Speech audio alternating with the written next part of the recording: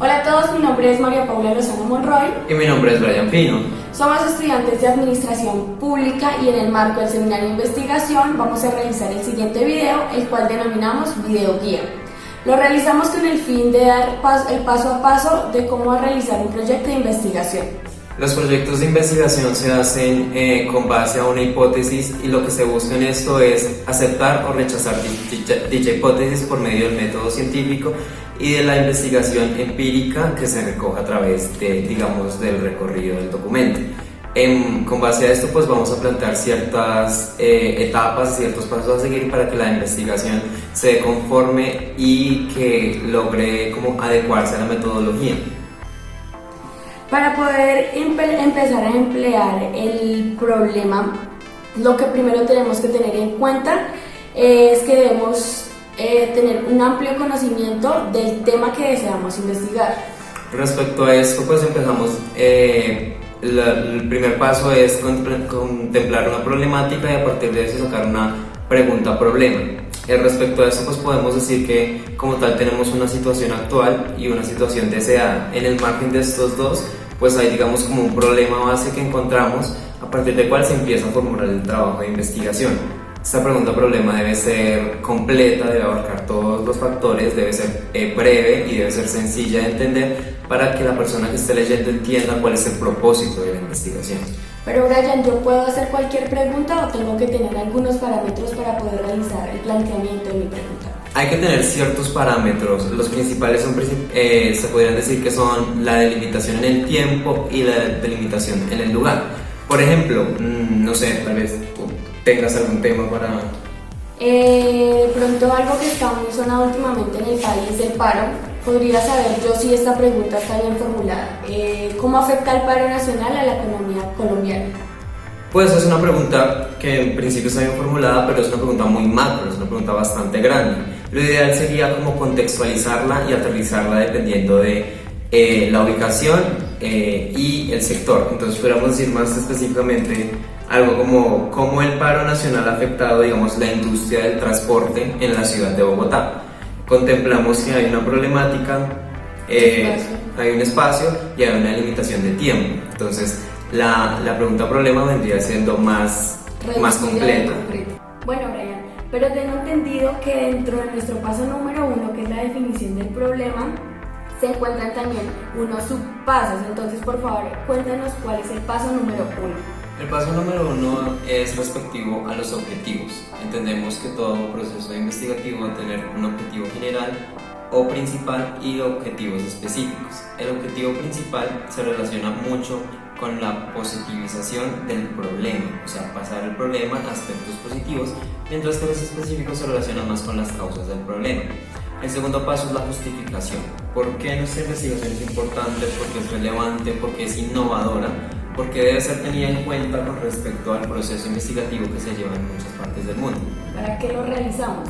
Sí, ¿para qué? O sea, como tal, engloba la importancia de realizar este trabajo de investigación. La otra son las preguntas. Cuando nosotros hacemos un trabajo investigativo siempre surgen un montón de preguntas de cómo, de por qué, de cuál es la causa, cuáles son los efectos. Entonces esas preguntas de investigación nos van a servir para formular el problema y la pregunta-problema.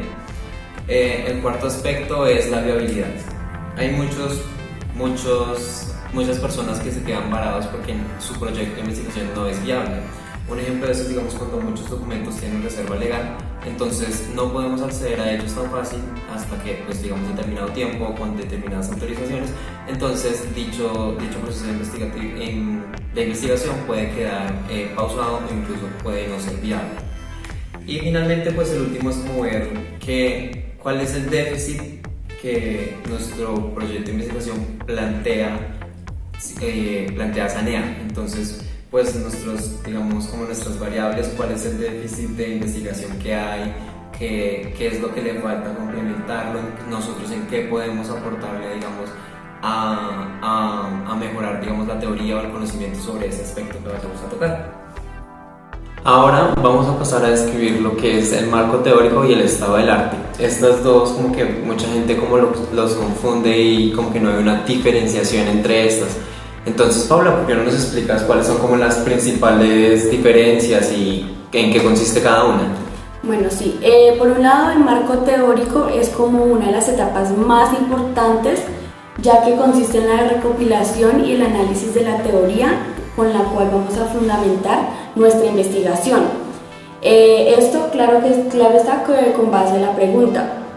Entonces nos permite que el investigador mantenga como tal su enfoque, es decir, que esté como centrado en su problema y esto impide que el investigador se desvíe. Él marca como tal lo que se está buscando y se espera pues que se fundamente por medio de una teoría. Por otro lado, también hay una como confusión entre lo que es el estado del arte. Lo que esto busca es una revisión literaria académica actual del objeto a investigar. Es como consolidar la investigación, el análisis, los actores, entre otros. Y su objetivo es como definir el diseño de la investigación, o sea, como tener un argumento para sugerir por qué es innovador, por qué es importante, un poquito similar a la justificación, o sea, por qué se debe dar esta investigación. Estas se deben tener en cuenta 3 pasos. El primero es el objeto de estudio, el segundo es la identificación de variables y como que el más importante es la relación entre las distintas variables. Sí, Brian, pero hay otra diferenciación que debemos tener presente y la cual está entre el marco teórico y el marco conceptual. Por un lado decimos que el marco teórico, como ya dijimos, para aclarar, se define como un grupo central de conceptos que vamos a utilizar para la teoría y así desarrollar un buen argumento. Son como tal las ideas básicas que forman parte de estos argumentos, mientras que por otro lado el marco conceptual es una serie de conceptos más coherentes que son organizados de tal manera que sea fácil como tal comunicarle esto a los demás. O sea, pues podríamos como sintetizarlo diciendo pues que la diferencia fundamental es que pues entre el marco teórico es como el conjunto de conocimientos acumulados de distintas fuentes, mientras que el marco conceptual, ya por otro lado, es como el por qué va a realizar la investigación y cuáles son como las bases. Su base de fundamentación, y el marco teórico es también la literatura que estamos utilizando. Un aspecto importante para determinar esto, pues el estado del arte como tal es el paso 2 y el marco conceptual es el paso 3. Dentro de nuestro paso 2, que es el estado del arte, hay que tener en cuenta que la literatura que vamos a escoger, que es literatura netamente científica, vamos a intentar de que esta literatura sea actual, de que sea lo más actual, principalmente pues del año en el que estamos haciendo la investigación. Se puede postergar, digamos, 3 años antes de la investigación, e incluso algunos autores afirman hasta 10 años máximo para tomar de referencia dichos procesos investigativos. ¿Por qué? Porque lo que estamos buscando es cuál es la vanguardia, cuáles son los avances y qué le podemos aportar, digamos, a la conceptualización. Entonces, por eso es importante tener como ese marco de referencia de un máximo de 10 años para hacer el estado del arte. Bueno, ahora pasamos a lo que es la hipótesis de la investigación, lo cual es como una declaración que realizamos o que realiza la persona que va a hacer la investigación cuando especulamos sobre el resultado de una investigación. Entonces hay como que experimentar y buscar los datos para afirmar o negar dicha hipótesis. Entonces, como en pocas palabras, es como una afirmación previa a la investigación en donde a través, digamos, de las conclusiones, de los datos y de los temas relacionados vamos a lograr, digamos, concluir de una manera eficiente si efectivamente esa hipótesis es verdadera o por el contrario es falsa. Por otro lado tenemos la metodología. Dentro de la metodología vamos a estructurar algunas variables. Es un proceso metodológico que consiste en comparar deductivamente las variables que componen nuestro problema de investigación. Entonces partimos desde lo más general a algo más específico. Es decir, que estas variables se empiezan a operacionalizar con la finalidad de convertir un concepto que está abstracto a algo como tal más empírico.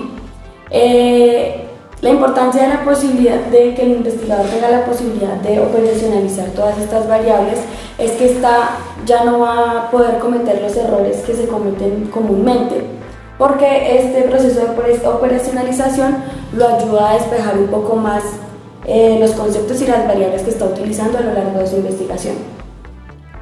Bueno, ahora vamos a pasar, digamos, al desarrollo de ciertas habilidades que tenemos. Entonces, para empezar, digamos, la entrevista es una técnica social que pone, digamos, la relación entre la comunicación directa cara a cara, donde hay una conversación entre dos personas y se dan, digamos, distintos tipos de preguntas para igualar cierto tipo de información. En esta se pueden dar como lo que se denomina respuestas verbales y no verbales, pues referente a, digamos, los gestos o digamos, lo corporal. Entonces encontramos que las entrevistas se dividen en dos tipos. La primera pues es la entrevista semiestructurada y esta misma se divide en tres, en la convencional, en la de profundización y focus group, y el segundo grupo de entrevistas estructurales que se dividen en individual y en encuestas. Para que la entrevista salga bien hay que planearla antes, hay que tener, digamos, las preguntas previas, hay que hacerla como muy bien planeada para saber qué se desea obtener y cuáles son los propósitos a través de los cuales digamos como que la entrevista se puede dar. Para poder dar una adecuada entrevista vamos a dejarles algunos consejos los cuales les van a servir durante el proceso de su investigación. Primero, que debemos de estar en un lugar tranquilo, debemos estar seguros de nuestras preguntas, debemos sentirnos y hacer que nuestro entrevistado se sienta cómodo y pues lo primero que debemos hacer es como tal darle una introducción a nuestro entrevistado, que él tenga como una conexión con nosotros, que empezamos a hacerle como preguntas amigables, como a saber un poco más de él, algo que nos permita entrar como con esa confianza. Y finalmente, pues debemos escuchar atentamente las respuestas de nuestro entrevistado, guardar como tal una neutralidad, no inducir preguntas que atenten con la conversación con la que llevamos. Otro aspecto importante es el cuestionario cuantitativo. Pues digamos que lo podríamos como definir como un cuestionario que trata de investigar o medir el grado de la forma en que los sujetos poseen, digamos, determinados como cosas, como variables, como conceptos que se perciben a través, digamos, de las costumbres o de las opiniones o del criterio, digamos, de las personas. Y con esto lo que se busca es transformar esos conceptos teóricos en preguntas y hacer, digamos, como que el contenido de eso sea más fácil para que la gente lo entienda, para que se refleje de una manera más directa, para que la gente lo entienda, sea más comprensible. Bueno, por otro lado tenemos la observación participante, que es como tal la descripción de un grupo humano que se obtiene permanentemente dentro de un espacio y se obtiene algún tipo de información que trate de captar la realidad desde el punto de vista de otras personas. Bueno, esta observación se da principalmente en minorías y en grupos en donde haya como tal un contacto con la población que se está analizando, y pues se puede evidenciar cómo es la vida social, la cultura, cómo es las relaciones que se dan dentro de la comunidad a la cual estamos observando. Otro sería el estudio de caso, que es como una herramienta de investigación y es una técnica de aprendizaje que se puede ir aplicando en cualquier área del conocimiento. Podríamos decir que como que su objetivo, pues el objetivo principal es el de conocer y comprender, digamos, las particulares de cada situación, integrándose para distinguirlos, cómo funciona y ver, digamos, todo como por sus partes y al mismo tiempo como algo, como un todo, o sea, verlo por sus partes y como un todo, como algo macro. Entonces encontramos que para Stake hay tres tipos de estudios de campo. El primero es el intrínseco, que intenta como conocer algo particular, si es relevante o no, porque existe como una necesidad como la necesidad de llevar a cabo el estudio, o sea, que se decide realizarlo, obtendremos una información directa, o sea, ¿qué es lo que podríamos obtener a partir de esa información? Digamos, como con la comprensión de otros casos, y digamos como que el propósito es utilizar la información como un instrumento del cual se desprende la otra, que es, digamos, el instrumental, que se lleva a cabo para indagar sobre cuestiones más generales mediante el estudio de caso, que puede soportar elementos de análisis interesantes para entender, digamos, una problemática o un conjunto que no solo involucran a un espacio, a un individuo, sino que involucra un poquito más, pero no es tan grande, o sea, es un grupo más como limitado. Y el colectivo sí se diferencia del instrumental debido a que se da con un estudio simultáneo en varios casos, con la misma problemática, digamos, en distintos departamentos, con distintas familias, en distintas empresas. Entonces la intención es como que utilizar cada caso como instrumento para conocer, como digamos, la situación en conjunto, como que las particularidades de cada caso, digamos, puede ser, digamos, el mismo estudio en departamentos distintos para que haya como un colectivo. Pues los objetivos del caso de estudio, digamos que es el objetivo exploratorio, cuyos resultados pues se usan para iniciar una investigación como lo previo, los objetivos que son los descriptivos, que es un mejor caso, digamos, para casos más particulares, y los explicativos que orientan como la interpretación del caso, como cómo vamos a explicarlo. Retomando un poco la observación participante, se nos pasaron mencionar acá unos tips importantes y unas herramientas que nos sirven también, que son como el diario de campo, el cuaderno de notas, los mapas, los dispositivos mecánicos que nos sirven para registros. Bueno, en cuanto al diario de campo, ¿qué es cada uno? Sí, en cuanto al diario de campo, es como tal una narración minuciosa y periódica que el investigador hace de las experiencias que tuvo dentro de su observación. Por otro lado, el cuaderno de notas es como tal esa pequeña agendita que lleva cada observador en su mano todo el tiempo, anotando como paso a paso lo que le va sucediendo, lo que va observando, los datos o lo que va obteniendo de esto. Y por otro lado están los mapas, que nos permiten como guiar, organizar nuestras observaciones, o en su efecto como tal en relacionar datos con los espacios en los que nos encontramos.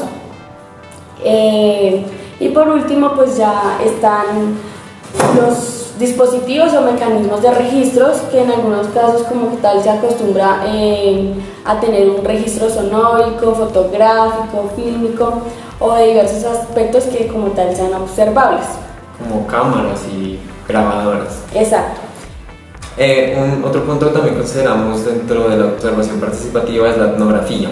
Esta es como una interpretación que surge como del intento de captar la realidad desde otros puntos de vista, principalmente desde el punto de vista de las personas, de cómo es ese trabajo de campo, sobre el sentido y el valor de la realidad de las otras personas, para saber qué es lo que piensan los otros grupos, pues principalmente sociales, sobre lo que estamos investigando, porque muchas veces nos quedamos en nuestro propio concepto.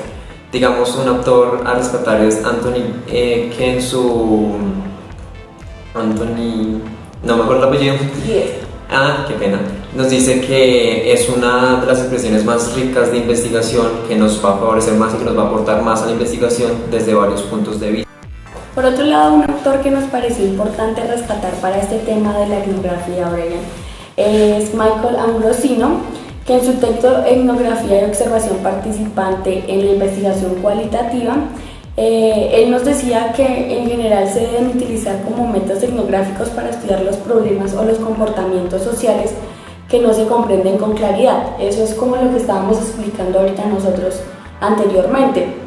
Y nos dice como tal algo importante, y es que se debe rescatar que la investigación etnográfica se utiliza para definir como tal el problema que no se puede expresar de manera inmediata en los términos de que si X, entonces Y. Por otro lado,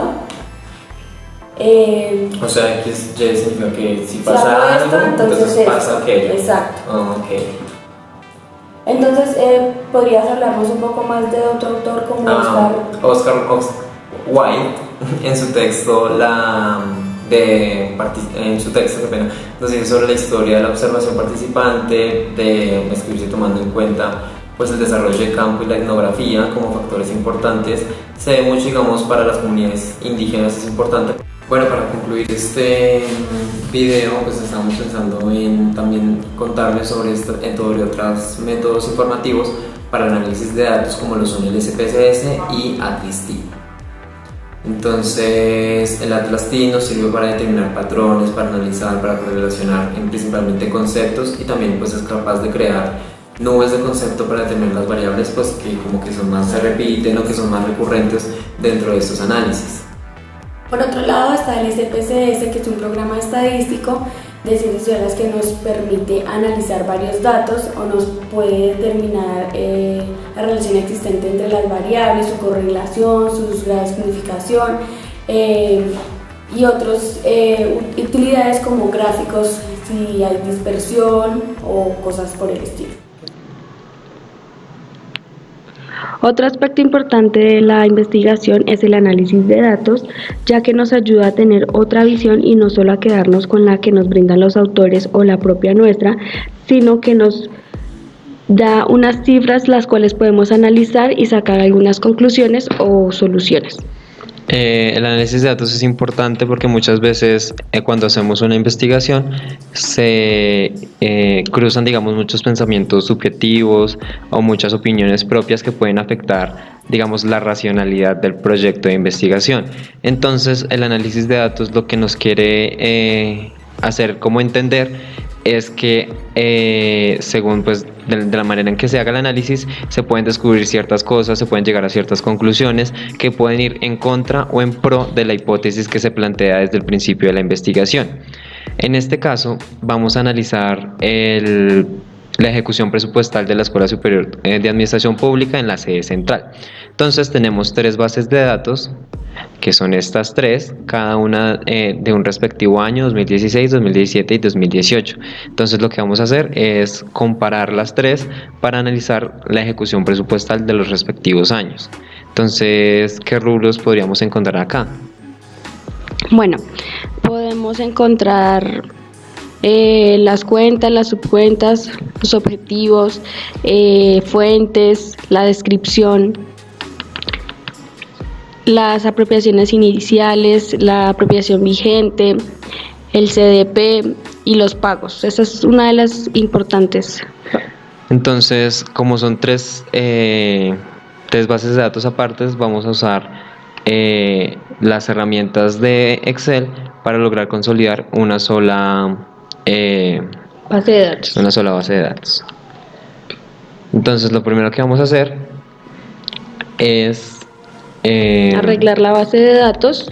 Debemos tener en cuenta que para un buen análisis de datos, nuestra base de datos debe estar limpia. En este caso, ya la tenemos limpia, pero lo único que se debe hacer es quitarle los valores no deseados y que todo quede en un mismo formato.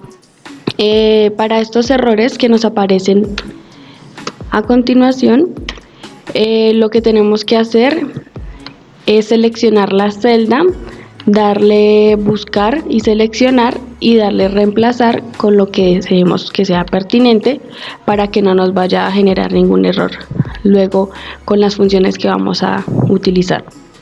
En este caso, pues como modificamos para que apareciera un error, pusimos buscar el error y lo vamos a reemplazar por lo que están en las otras celdas, que es propios.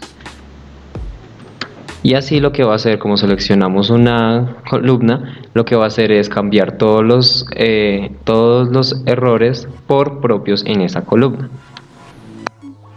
Y vamos a reemplazar todos. Ahora vemos cómo el error se cambió directamente a como debía estar. Otra cosa a tener en cuenta es que las bases de datos deben estar en condicionamiento con las condiciones de Excel. Entonces en este caso vemos que aparece como un signo de alerta, que significa que este número no está en formato número. Igual todos estos. Entonces, para seleccionar toda la cantidad de números que debemos modificar, lo que vamos a hacer es oprimir Control Shift hacia el lado hasta seleccionar las hileras que tenemos y luego le damos hacia abajo para que todas queden dentro de ese margen.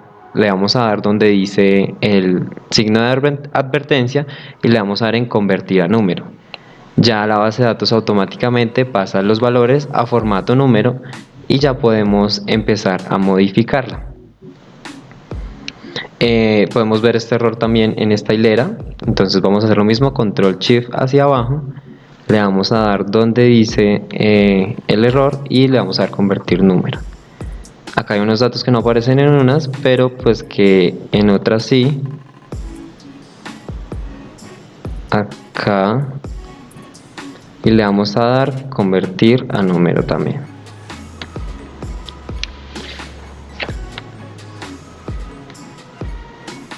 Y estas pues son, digamos, como unas indicaciones para que nuestra base de datos quede pues de la mejor manera. Ahora pues, como podemos ver, la base de datos del presupuesto de la Escuela Superior de Administración Pública está también las territoriales y la central. Entonces, como nuestro proyecto de investigación se va a centrar principalmente en la central, lo que vamos a hacer es a filtrar. Entonces nos vamos a posicionar sobre la columna, vamos a darle en datos, luego pasamos a filtros y vamos a ver cómo se desprende un conglomerado. Entonces vamos a darle a seleccionar todo y lo que nos va a aparecer acá es que vamos a seleccionar cada una de las sedes que deseamos analizar. En este caso pues únicamente le vamos a dar en ESAP Central, que es la sede central de la Escuela Superior de Administración Pública, y le vamos a dar a aceptar. De inmediato elimina pues dentro de la tabla, obviamente los datos se pueden volver a recuperar, pero saca todas las etapas o las territoriales que hayan dentro de la SAP y me deja únicamente los datos de la sede central. En este caso no se eliminan por completo, simplemente se ocultan, pero como vemos aquí los podemos volver a recuperar. Simplemente damos ahí en el símbolo de filtro y vemos que aparecen todas. Lo único que debemos hacer es volver a seleccionar si queremos analizarlas todas o las que queramos. Para poder hacer un adecuado análisis de datos, entonces lo que vamos a hacer es que vamos a copiar la tabla con los filtros que tenemos, o sea, únicamente la sede central, y le vamos a dar a copiar valores dentro de otra hoja. Podemos evidenciar cómo se pegaron únicamente los valores de la sede central de la SAP y los otros ya no los tendremos en cuenta. Ahora lo que tenemos que hacer es repetir el mismo proceso para todas las bases de datos, que en este caso son para el 2016 y el 2018. Para agilizar un poco nuestro trabajo, hacemos el mismo procedimiento en las otras dos bases de datos, que son en las de los años 2016 y 2017. Ahora pues como ya tenemos conglomerado todo, vamos a necesitar que unos datos de las tablas de esos años traerlos a esta tabla que es la del 2017 para poder tener una base comparable por años. Entonces vamos a traer a colación pues principalmente tres aspectos importantes, que es la apropiación inicial del 2016, la apropiación vigente de ese mismo año y los pagos que se hicieron, los pagos de ese año. De igual manera lo vamos a hacer para el 2018, apropiación inicial, la apropiación vigente y los pagos. Ahora, ¿qué herramientas usar, Paula? Para hacer este procedimiento y para que sea mucho más sencillo, utilizamos las fórmulas que nos ofreció Excel. En este caso vamos a realizarla con buscar B. Entonces pasamos al área de fórmulas y le damos búsqueda y referencia. Buscamos la que dice control B. Entonces lo primero que vamos a buscar es como un código, un término que se repita en todas las tablas y que me posicione únicamente un valor. Digamos en el caso de que como que de los municipios más o menos sería como un poquito más fácil. Sí.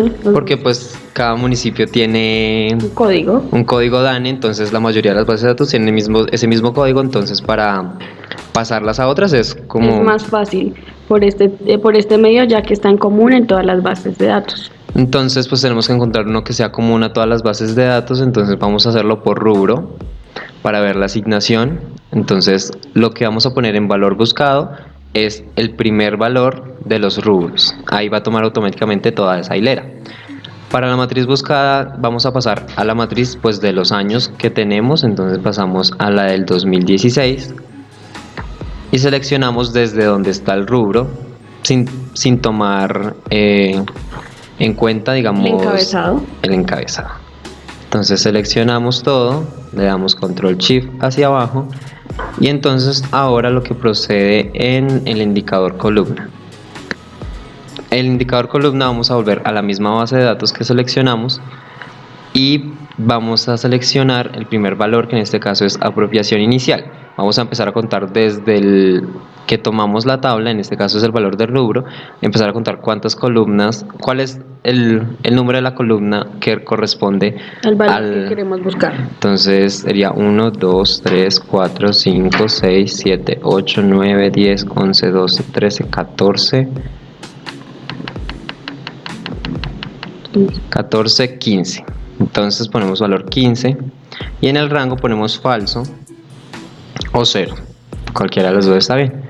Entonces cuando le damos a aceptar, automáticamente nos tiene que pasar el valor de la tabla del 2016, el valor inicial con respecto a cada rubro. Lo que nosotros tenemos que hacer es deslizar esto hacia abajo y automáticamente se van a pegar los valores.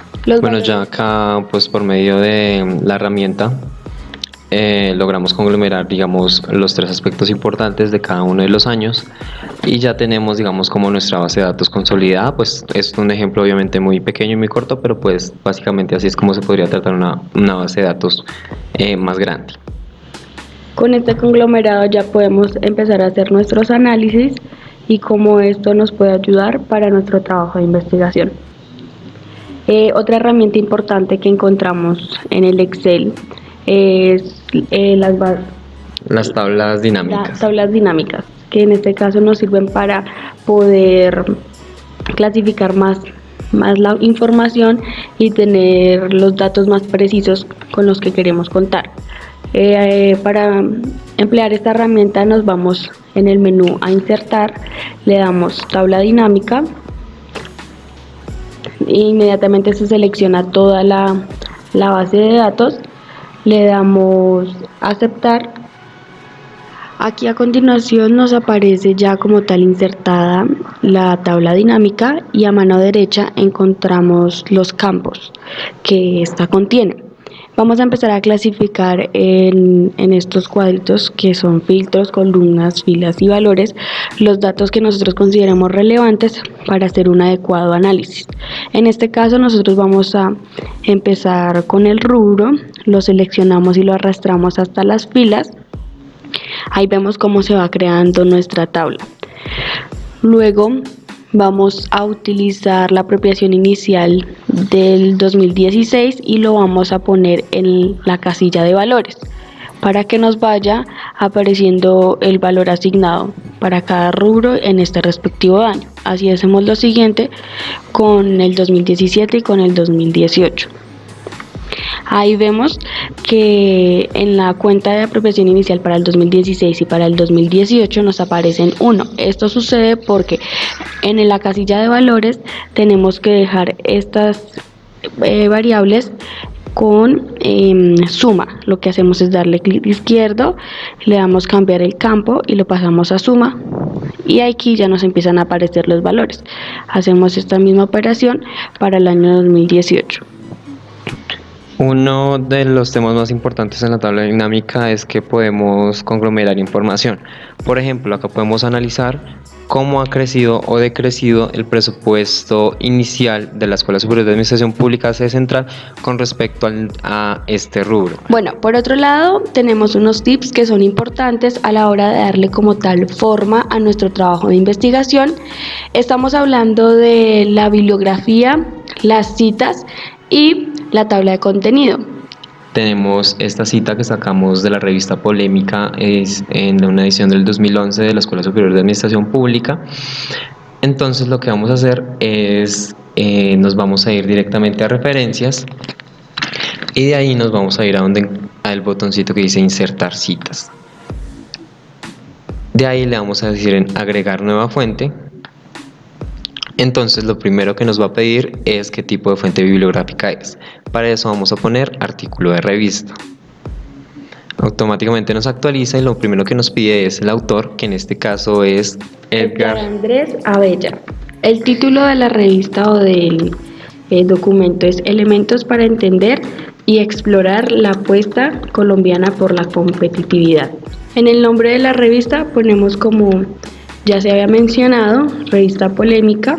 El año es el 2011 y esta se encuentra en la página 50. Vamos a aceptar y vemos cómo automáticamente se nos ha creado la cita. A partir de ahí, pues tenemos que crear una bibliografía dependiendo de las bases que hayamos consultado, de los libros, las revistas y el rastreo de prensa que hayamos hecho. Para lo cual vamos a irnos otra vez a referencias y le vamos a dar en bibliografía. El tipo de bibliografía que queremos, que vamos a tomar la primera, y directamente nos va a sacar la bibliografía que tengamos en el documento. Así es como debe ser el modelo de la bibliografía: el apellido del autor seguido por sus iniciales, el año en que se publicó, el nombre de la publicación, la revista y la página.